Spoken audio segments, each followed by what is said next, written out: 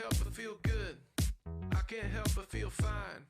Everything is in its place. What's up? This is the Beardman Design Podcast. If you're paying any attention, this is episode 5 of the BDX Omaha podcast. And today we're going to talk about pitfalls of entrepreneurial spirit, or the pitfalls of small businesses. And we're going to talk about a few things that you should look out for this coming year as a small business owner or entrepreneur. That's such a fun word, entrepreneur. What are some of the pitfalls that small business owners have run into? And when I say small business owners have run into, I am talking about me. Beardman Design. As the years have gone on and as I have worked through different things, experienced some victories, some losses, some successes, some pitfalls. There are definitely some things I've learned the hard way. Probably everything in business I've learned the hard way. I have been absolutely lucky enough to have some advisors in my life that have helped me avoid some major pitfalls. But a lot of the things that I've done in my life, or as far as this business and in my life, I've learned the hard way. So I want to help you avoid these pitfalls.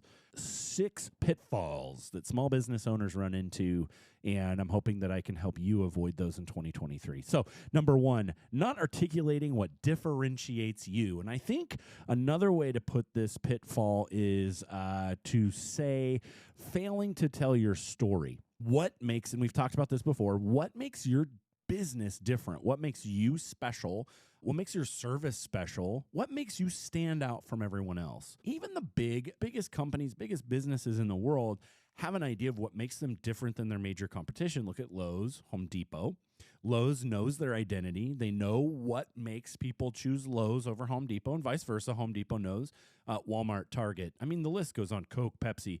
They know what makes them different. But when it comes to a small business, a lot of times you're not just struggling to win over new business and beat out competition. You're trying to be different enough that people are going to take a little bit of a risk on utilizing you or your services or buying your products because you're a small business, because you're new. And you've got to be able to articulate what makes you different, what makes you stand out. And I think the best way to do that is to know your story. Figure out your story, know your story, and tell your story. I'm going to say that again. Figure out your story, know your story, and tell your story. I think a lot of business owners sort of intuitively know their story, why they started doing what they're doing, how they got into it, what's sort of that driving factor to do something crazy like start a small business. I think they know it, but they don't figure it out. They don't articulate it or put it on paper or spend the time to really know it. So figuring it out and knowing it, but then I think the number one thing that a lot of entrepreneurs and small business owners don't do, and the biggest pitfall, is you don't tell that story. You got to figure out a way to tell your clients, your customers, or prospective clients or customers what makes you different. Why are you worth taking the risk of utilizing a small business or a new business? Even if it's competitive services, so something someone else does. I maybe cut yards. I cut lawns, right? I do yard work, lawn work.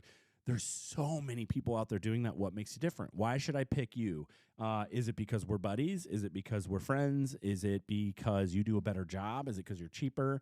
Those are all really important bullet points within your why.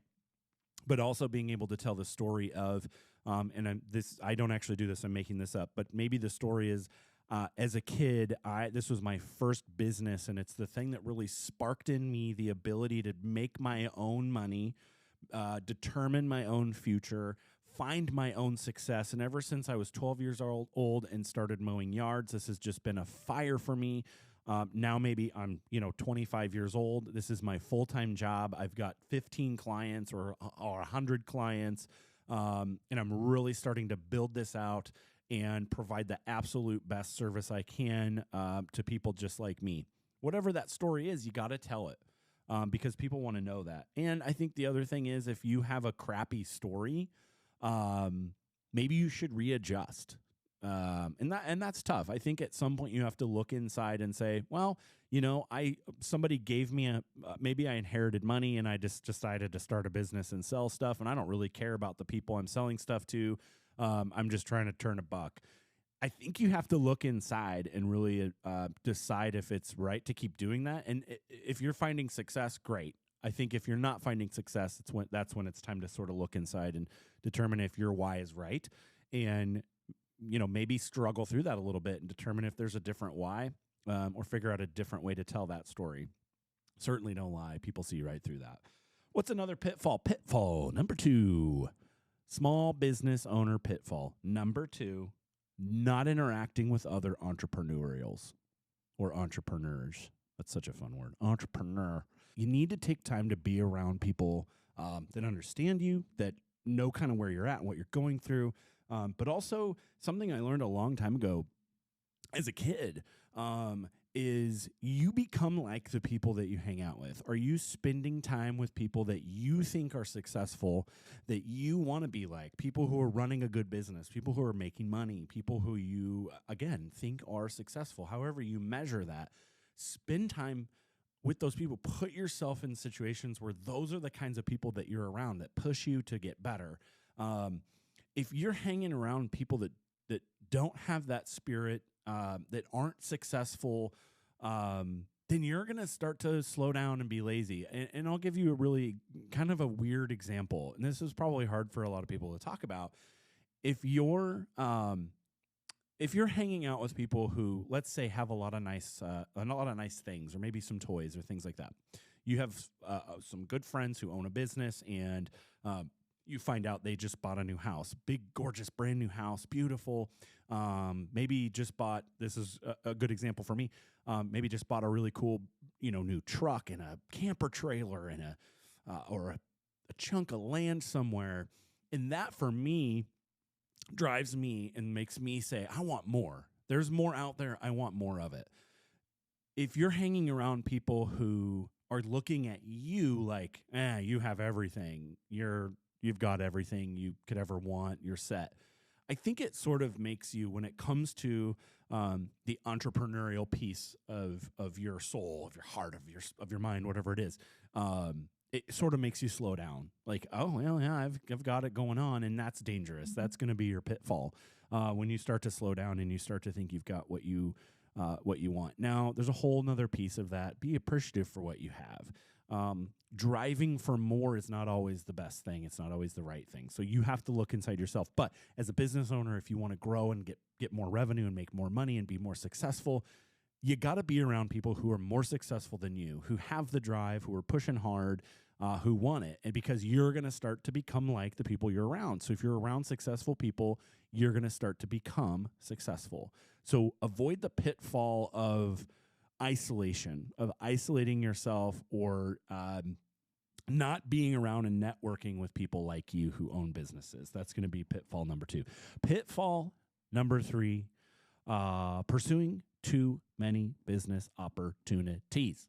That was weird. I don't know why I said it like that. Pursuing too many business opportunities. This is so easy because as a small business owner, people are attacking you probably every day, especially if you have a really good web presence, if you're doing good search engine optimization, good digital marketing. We can help you with that, by the way. You're going to start just getting attacked by all the different things. You're going to get cold calls and emails about new SEO platforms or services, about doing a new website, about offering content creation, about a new lawnmower that you need for your lawn mowing business, new truck, new trailer, new Salesforce platform or sales platform, new subscription-based selling, new emailing software. I mean, the list goes on. No matter what industry you are in, you are going to be attacked with all of these different ideas and different things that you can sort of take in any direction.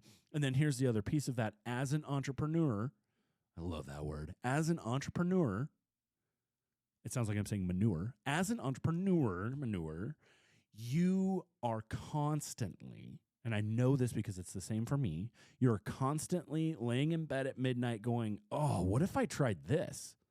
what if I tried that? I saw this idea. What if I went this direction? Especially if something's not doing well and you're in that position where it feels like it might be time to pivot. Be careful. Don't hit that pitfall of jumping too soon, of pivoting too soon, of starting something new too soon. You have to really attempt to master your craft, master your trade before adding layers to your business or adding different offerings to your business. I will give you an example. Digital marketing is my game. Search engine optimization, web development, things like that.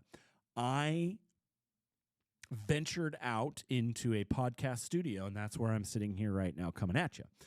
And the entire idea of the podcast studio that I had at midnight one night, of course, it took probably almost a year to come to fruition, was that I would be able to create a space that I could rent out, and it would be another source of revenue. So it's another wing of the business. I pursued this new business idea for my business, and here I am.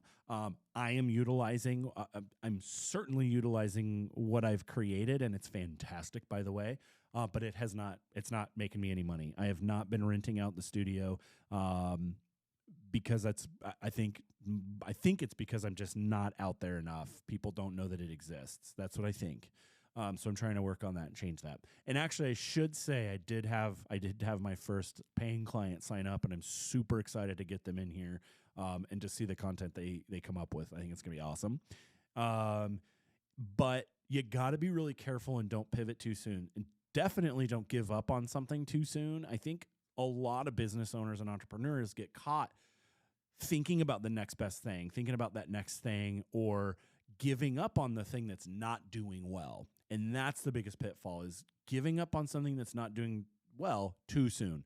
You've got to know when to fold. You have to know when to fold. If you fold too soon, you're going to lose. So think about that. Adjust your game plan and know when it's right to give up and pivot or start something new. But definitely be careful not to start something new when you haven't mastered what you're up to. It's a pitfall.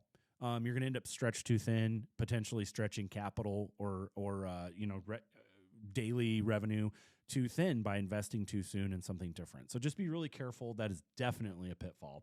Pitfall number 5, resting on early wins. Pitfall number 5. Wait, is that 5, 4, 5, 6? 1, 2, 3, 4. Sorry. Pitfall number 4.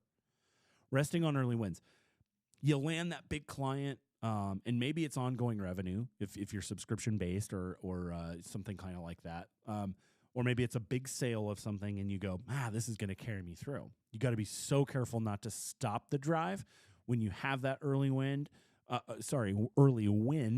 If you stop the drive and you stop the search and you stop trying to get new business on that early win thinking it's going to coast, you may do well and you may get a rest, but then almost guarantee you're going to get to a point. I've done this multiple times. You're going to get to a point and then suddenly you're like, oh crap, either I lost that client if it's ongoing revenue, subscription-based revenue. I lost that one and now I don't know what to do.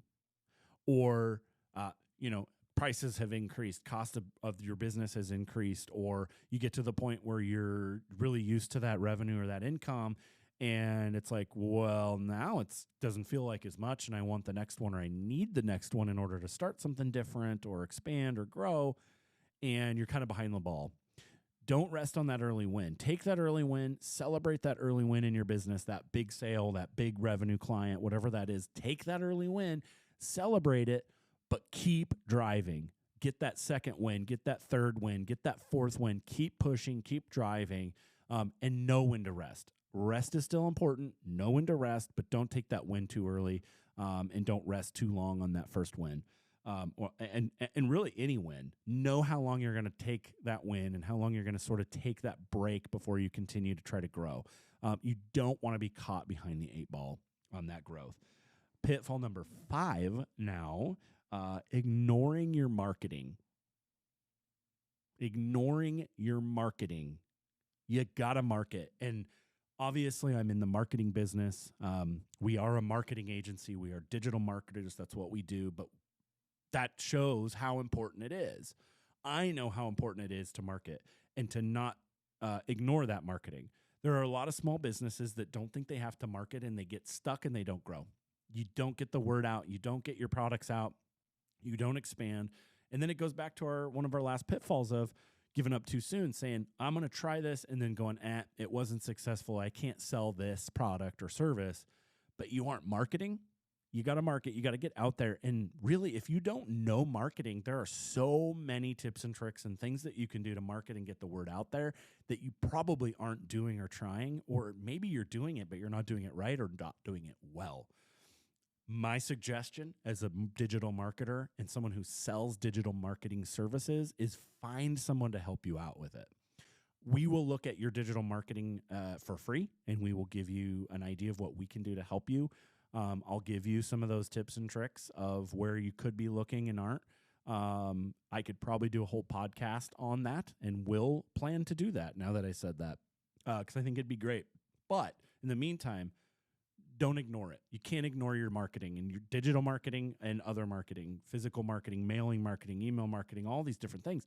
You can't ignore them because it's going to catch up to you, or you're going to end up thinking you're not successful when you may have something really, really, really great, but people don't know about it. And that goes back to number one, not telling your story. If you're not doing that digital marketing, how are you telling your story? How are you getting your content out there? How are you getting your story out there? Senseless plug, BDX Omaha Studios would be a great place to start to create content to get your story out there. You can use this space that I'm in right now, this equipment that I'm using right now to create content, just like you're seeing right now. I would be happy to have you use this space. So feel free to check out studio.bdxomaha.com for more information, or you can always call me or email me 720-261-1894 or hello@bdxomaha.com. I got to use the radio voice. Don't ignore your digital marketing. We could talk forever about that, but if you're not doing marketing, especially digital marketing nowadays, reach out to me, or even just start doing some research. Go to Google and start saying, small business digital marketing, where do I start? Don't start paying anybody right away. In fact, I would love for you to call me and ask me if it's right to pay somebody, if it's a good service. I will be honest with you. I truly believe that we're doing a better job at a better price point than almost anything you find. But I'm going to be honest with you. If you find a really great opportunity, I'm going to tell you to take it. But look that up. Start on your journey of growth, looking into growing your marketing. And you can do it with a relatively low budget. So just don't fall into the pit of not marketing at all and then giving up on something that might be really great. Pitfall number 6, our last small business or entrepreneurial pitfall, lazy financial record keeping. I've learned this somewhat the hard way, but also this is one of those areas where I had really great people around me to help me know how to avoid this major pitfall. It's tax time, or it's going to be tax time here really shortly. We're running to the end of the year here. We've got another week of receipts and accounts payable and settling all this yearly account, especially if this is your fiscal year. I apologize. If your January through December is your fiscal year, you're coming to an end, you're closing out, you're putting receipts together. If you get lazy, like I've done in the past, number one, you're going to have to sit there come tax time and just dump all of those receipts on the table and start chugging away and putting stuff in and, attributing everything to a certain account and all that stuff. Don't let yourself get behind on that. Of course, you can hire somebody to help you with that, or just find some software that helps you do it or something and try to stay up to date on that. But the biggest thing that I almost ran into, and I thank God every day for the help and the advice that I got from very smart people, is be prepared with your taxes. If you are running a small business, especially if it's your first year, you're going to owe taxes if you've made any money. So you got to be really careful with that. You also want to know what you can write off. Get the advice. Know what you can write off to save yourself on those taxes, because you do not want to be paying income tax on money that you actually spent on your business. You don't want to do that. You want to be able to write that stuff off because it's really not income. It's reinvested into the business, however that was. But you've also got to make sure you do that the right way. You don't want to get caught with getting audited or get behind something that you can't account for or that's wrong. And especially if you just did it on accident. I mean, a mistake's a mistake, and they'll help you figure it out. The IRS, whoever, will help you figure it out. Don't be too afraid of that. If you're doing it illegally on purpose, then you're going to be in trouble. But the biggest pitfall here is just don't get caught behind it, but also get the good advice, get the right advice, and know if you're actually making money, you're going to owe money. So be prepared to do that and get help doing that. Especially if you're not a tax guy, you're not a financial person, my opinion and my personal experience would be pay to have the help.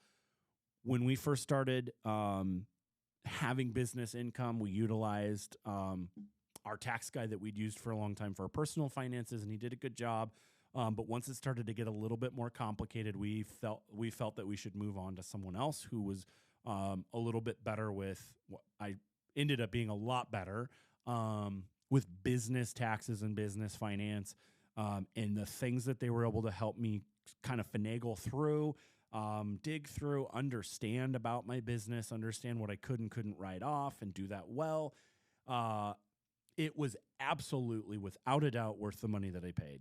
No questions asked. I would pay that amount every time, and I'll tell you, I paid somewhere around $1,500 a year to have them do my taxes. The advice that I get is probably worth that all by itself. So find a good tax guy. If you have any questions for me about who I use, they are a local company here in Omaha, Nebraska. However, I do believe that they have offices elsewhere, and I think that they will. I don't think there's any reason that they can't service anybody, at least in the United States. So I would be happy to give you a good recommendation over at the company that I use for my taxes. So hit me up, Tyson at BDXOmaha.com, and I would love to share that advice with you. Those are the pitfalls. I hope that your 2023 is beautiful and wonderful and successful, and that you make money and that you grow. Watch for these pitfalls. Don't fall into these pitfalls. Be prepared. And most importantly, when you move into this new year, if you need help growing with your marketing, business consulting, if you need help, please reach out to me. Again, it's Tyson at BDXOmaha.com. You can also text or call me at 720-261-1894 or visit my website, BDXOmaha.com. We really, truly love every single one of you and hope that we can help you really strive and be successful in 2023 and grow that business and make a lot more money. This has been the BDX Omaha podcast. We're so glad that you're here with us listening. By the way, we have to celebrate just a little bit. We had 100 downloads of our new BDX Omaha business podcast, so that makes you guys the best ever. And if you're listening today, thank you for continuing to listen. We love you. Happy New Year. I can't help but feel fine. Everything is in its place, and all of it is mine.